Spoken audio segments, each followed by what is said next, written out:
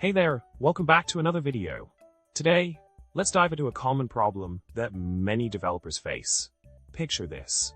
You're working on a project where you need to create a new object with a generic that has a constraint from a generic method that does not. The existing interface you're working with doesn't have the necessary constraint, making your task a bit tricky. How do you tackle this problem? Let's find out together. Now, let's talk about the solution to our problem. One approach is to publicly implement a method on MyImplementedClass with the required constraint. Then implement ExistingInterface.ExistingMethodT explicitly and make a call the public method using methodinfo.myGenericMethod, type of t, invoke. By following this method, you can ensure that your code runs smoothly, even with the existing constraints in place. It may sound a bit complex, but trust me, it's a clever workaround to get the job done efficiently.